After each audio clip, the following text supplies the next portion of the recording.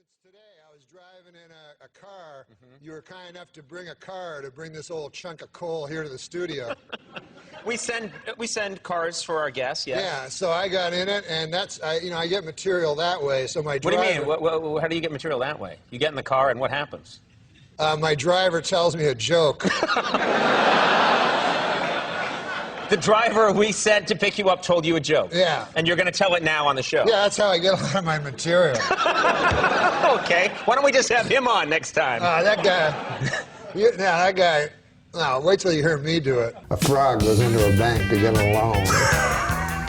Words, I had a sleigh, a sleigh ride, and avocado. Whoa! There was a comedian, Pat Oswald, he told me, I think the worst part of the Cosby thing was the hypocrisy. And I disagree.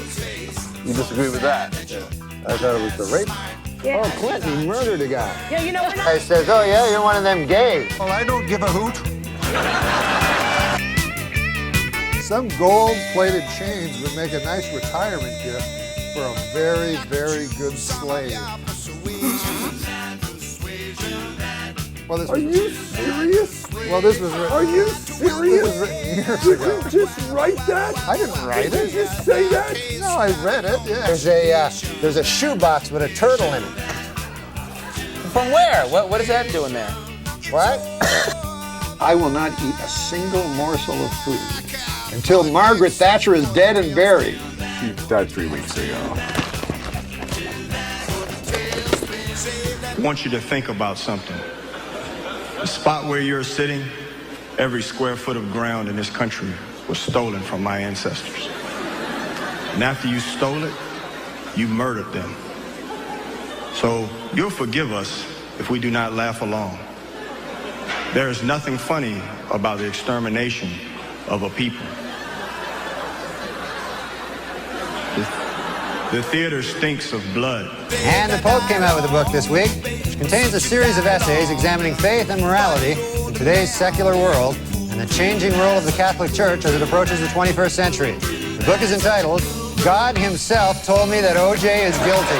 This is what my doctor told me. I go to my doctor, right? I say to my doctor, Doc, what's going on? My doctor says, you are fat. I said, how fat am I?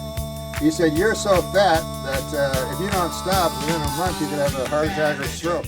That's not funny. I'm not a comedian. No.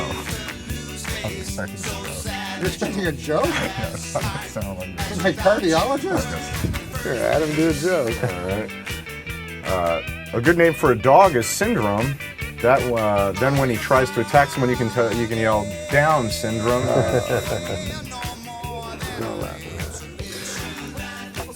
It's not.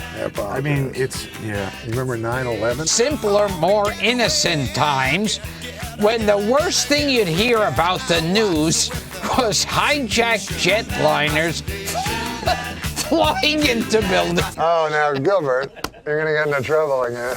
9/11, you remember what happened? Did you realize at that moment that probably I offended realized at that moment that I'd done something unforgivable.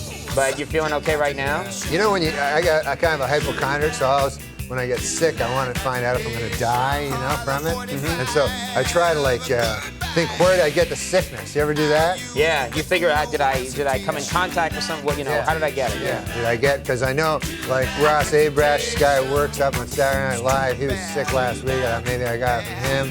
I remember I ate some shellfish a few days ago.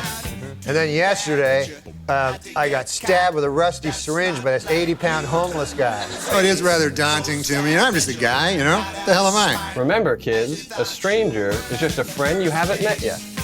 Unless he has candy, in which case he's probably a pedophile. Why did the moron throw the clock out the window? Because it reminded him of Richard Clock, the man convicted of knife raping his wife. Good God Almighty. Jesus. I'm sorry, I didn't know that one was coming. Sometimes I feel like a spider, even though I'm a moth, just barely hanging on to my web with an everlasting fire underneath me. I'm not feeling good. And so the doctor says, Moth, man, you're troubled. but you should be seeing a psychiatrist. Why on earth did you come here? And then the ma said, because the light was on.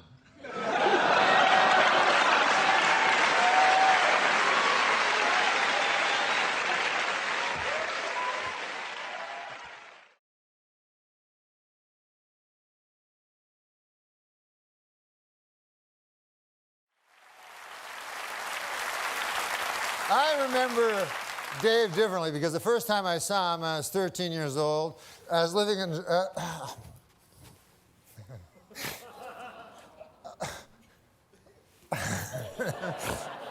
I was living in Toronto, Canada, and I went to a talk show they had there. And David Letterman was the stand-up comedian on the show. And I loved stand-up. And David Letterman did this joke that I told everybody this joke. I love this joke. It still stays with me as my favorite stand-up joke ever. So I'd like to do it for you if you'd like to hear it.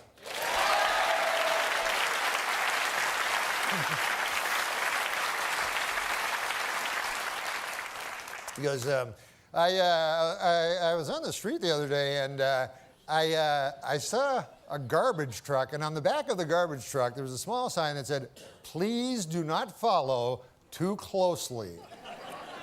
Another of life's simple pleasures ruined by a meddling bureaucracy," ladies and gentlemen.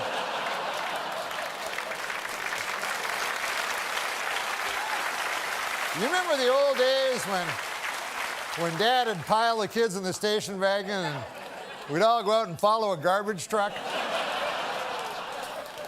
So anyways, I'd just like to say, I know that Mr. Letterman is not for the mawkish, and he has no truck for the sentimental, but if something is true, it is not sentimental.